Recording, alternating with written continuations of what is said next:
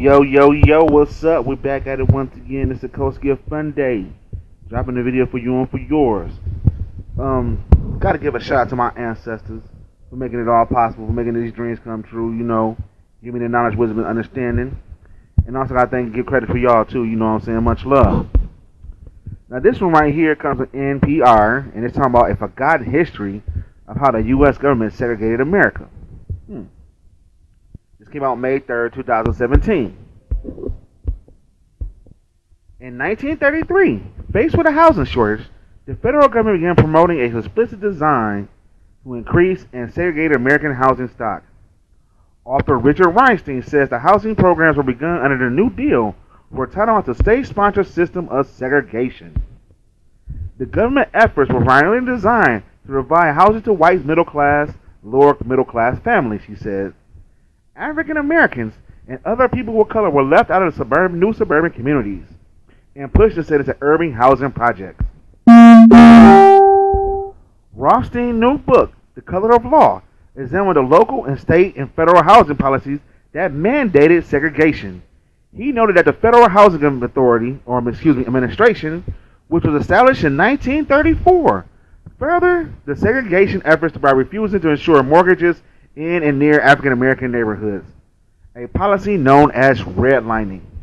At the same time, the FHA subsidized builders who were to mass produce entire subdivisions for whites, within the requirements, now these are the requirements, that none of the houses be sold to African Americans. Rothstein said these policies, these decade-old housing policies, have a lasting effect on American society. Segregation of our metropolitan areas today leads to a stagnant inequality because families are much less able to require mobility when they're living in segregated neighborhoods where opportunity is absent, he says. If we want greater equality in this society, we want a lowering of hostility between police and African American men. We need to take steps to desegregate.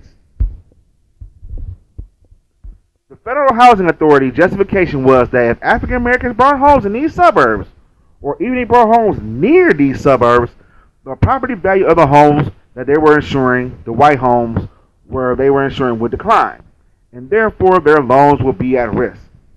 There was no basis for this claim on the part of the Federal Housing Administration.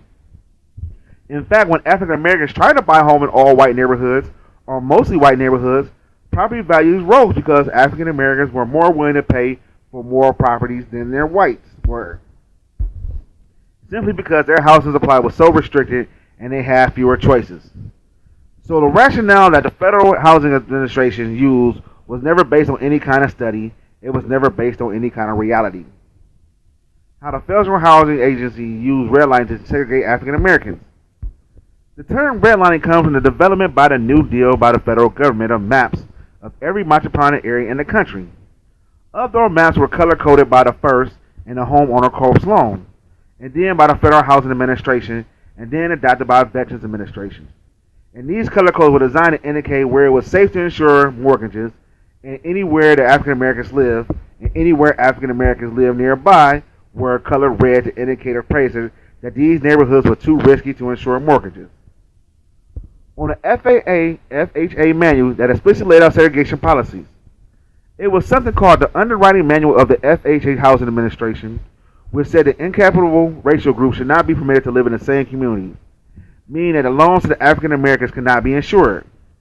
In one development in Detroit, the FHA would not go ahead during World War II with the development unless the developer built a 6-foot-high wall, cement wall, separating his development from nearby African Americans' neighborhoods to make sure no African Americans could walk into that neighborhood. The Underwriting Manual of the Federal Housing Administration recommended that highways be a good way to separate African Americans from white neighborhoods. Alright? Let's read this one more time. The Underwriting Manual of the Federal Housing Administration recommended that highways be a good way to separate African Americans from white neighborhoods. So this was not a matter of law. It was a matter of government regulation, but it also wasn't hidden. So it can't be claimed it was some kind of de facto situation. Regulations that are written in law and published in the Underwriting Manual are so much de jure unconstitutional expression of the government policy of something of written law. On the long-term effects of the African Americans being prohibited from buying homes in the suburbs and building equity. Today, African American incomes on average is about 60% of the average of white incomes. Well, African American wealth is 5% of white wealth. Most middle class families in the country gain their wealth from equity they have in their homes. So that enormous difference between the 60% income ratio and the 5% wealth ratio is almost entirely attributed to the federal housing policy implemented throughout the 20th century. African American families that were prohibited from buying homes in the suburbs in the 40s, 50s, and even to the 60s by the Federal Housing Administration gained more equity appreciation than whites gained. So the Daly City development south of San Francisco or Levittown or any others between the cross country with those homes in the late 1940s and 50s sold about twice the median income. They were affordable working class families with an FHA or VA mortgage. African Americans were equally able to afford these homes as whites were prohibited from buying them. Today, those homes sell for $300,000 or $400,000 at the minimum, 6 to 8 times the national median income. So in 1968, when passed the Federal Fair Housing Act, that said, in effect, okay, your African Americans are now free to buy homes in Daly City or Levittown, but as an empty promises because those homes were no longer affordable to the families that could afford to buy them when whites are buying those suburbs to gain equity and wealth that followed from that. The white families sent their kids to college with their home equities and able to take care of their parents in their old age and not depend on their children. They were able to bequeath wealth to their children. None of those advantages occurred for African Americans who, for the most part, were prohibited from buying homes in the suburbs. On how housing projects went from being white and middle and lower middle class families to being predominantly black and poor. Public housing began in this country for civilians during the New Deal. It was an attempt to address the housing shortage. It wasn't a welfare program for poor people. During the Depression, no housing construction was going on. Middle-class families and working-class families were losing their homes during the Depression when they became unemployed. There were so many unemployed middle-class, working-class white families that this was a constituency that the federal government was most interested in. And so the federal government began a program of building public houses for whites. Only in the cities across the country.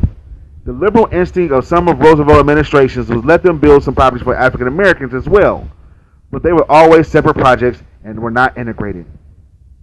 The white projects had a large number of vacancies. Black projects had a long waiting list. It eventually became so conspicuous that the public housing authorities and the federal government opened up a white designated projects to the African Americans, and they filled with African Americans. At the same time, the industry was leaving the city. African Americans becoming poor in those areas. The projects became projects for the poor people and not for the working class people. They became subsidized, and they had highly been subsidized before. And so they became vertical slums that we became associated with the housing projects. The vacancies in the white projects were created primarily by the Federal Housing Administration program to suburbanize America, and the Federal Housing Administration subsidized mass production buildings to create subdivisions that were white only, and they also subsidized the family who were living in white housing projects as well as the whites who were living elsewhere in the central city to move out of central city sites into these white only suburbs. So it was the Federal Housing Administration that depopulated the public housing of white families, while the public housing authorities were charged with the responsibility of housing of African Americans who were increasingly too poor to pay the full cost of their rent. And there you have it.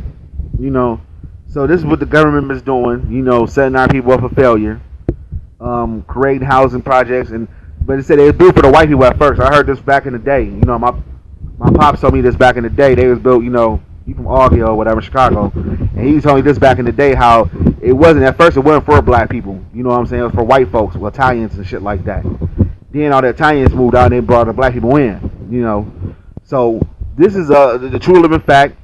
It's people that still living today that bear witness to this. You know what I'm saying? And then they get mad when black people ask for reparations and things of that nature when the government hates them and they did things like this to put them in the flux.